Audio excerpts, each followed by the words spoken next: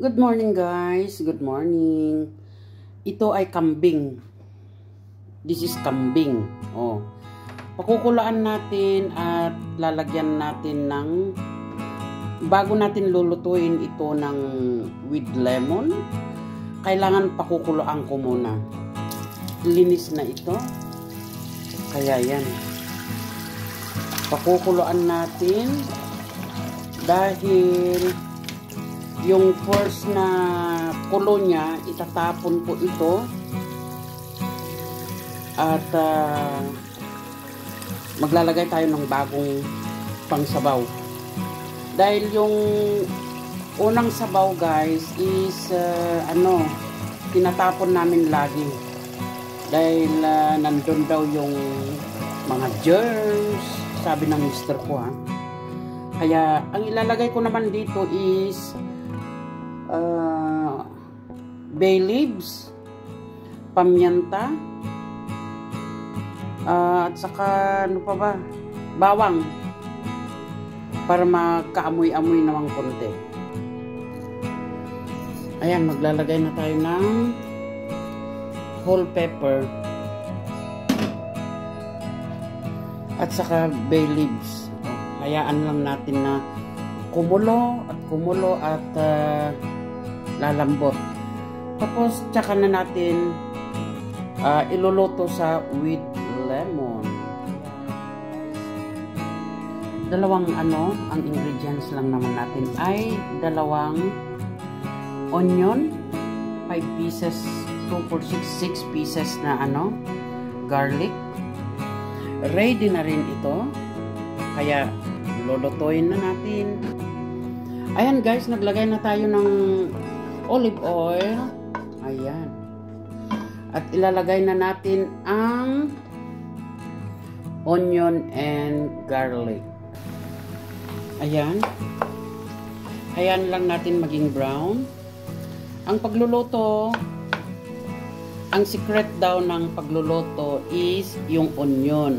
Kung walang maraming onion, din masarap ang pagkain. Kaya need natin talaga maglagay ng onion. Dahil yan ang sabi ng asawa ko, wag ka na daw magluto kung tinitipid mo naman ang onion. Ayan. Ang mga Greeks kasi, mahilig sila sa onion. Dahil ito ay, hindi nyo ba alam na pati onion ay gamot din yan? Kaya ayan. Mag-ano lang tayo. Hintayin natin na maluto. Alam nyo ba kung bakit ko laging pinapakuluan ang karne? Ang sikreto daw nito is pakukuluan mo lagi ang first ba, yung first na kulo itapon, tapos yung second kulo yan ang ikikip mo para siyempre alam nyo na yung dumi-dumi ganon mawawala. Sa awa ng Diyos naman ang mister ko 64 na siya, hindi pa siya nagtitake ng mga kung ano-anong gamot, hindi gaya natin na konting konting sakit ng ulo nagtitake ka agad ng ano ba to, yung painkiller. Ang asawa ko, ang lang niya, iniinom niya is maligamgam na tubig with lemon. Kaya lagi kaming may lemon. Ang mister ko, mahilig siya sa lemon. Kaya ayan. Kaya sanayin daw natin ang uminom ng maligamgam na tubig with kunting patak na lemon. Ayan guys, ready na. Lalagay na lang natin ang karne.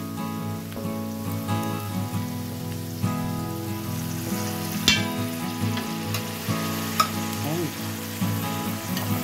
Wow, malambot ito.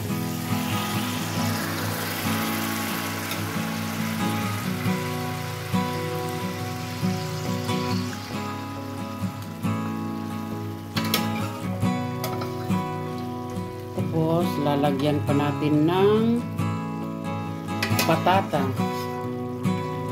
Lalagay natin ang patata.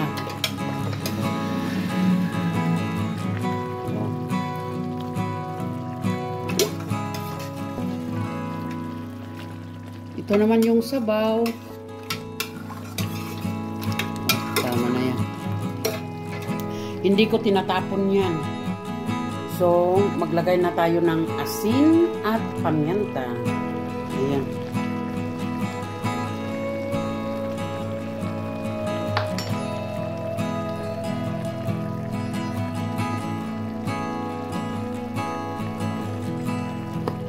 Yan lang naman ang rekado ko.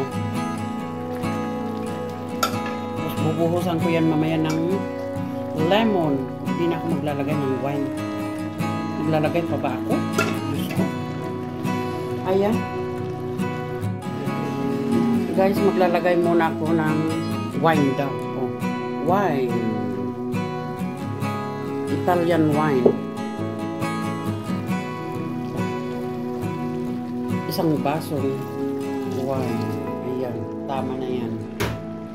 At hayaan lang natin siya na sumingaw yung wine. Ayan, ilalagay ko na rin ang patatas, guys. Ilalagay ko na rin para maluto na. Ayan.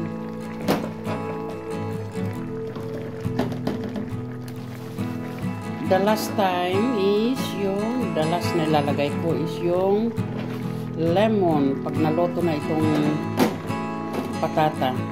Huwag tayong maglalagay ng patata ay lemon muna bago patata kasi titigas yung patata. Kaya kailangan yung patatas.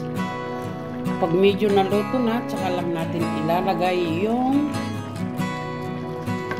lemon. Maluto yung patata, kaya maglalagay tayo ng konting herbs. Yung thyme. Mahal din sa Pilipinas itong thyme na ito. Ayan. Ako gustong gusto ko ito nilalagay sa mga niluluto kong with lemon. Mga ano, ayan. At ito naman yung ito lemon, parang nilagay ko kasi sa ice, yung parang ice cube ba yung tawag nito, yung ganyan. Oh, ako, dami lang ano dito sa kusina. Tatlo. Lalagyan natin ng marami. More than toast, marami na yun. Ang asawa ko kasi mahilig sa lemon. Ayan. So, hayaan natin na tapos titikman na lang natin kung may lasa. Sigurado may lasa ito. Oo. Ayan. Lagay natin dito. Ayan. Medyo okay na yung patata. Kaya hayaan lang natin na mag-ano. Ayan. Ayan guys, ready na. Ready to eat. Malambot na ang patata. Ayan. Kaya kakain na kami. Thank you for watching. Bye-bye you. They call this one kachiki limonato. Ayan. So, bye-bye guys. Thank you for watching. Bye-bye you.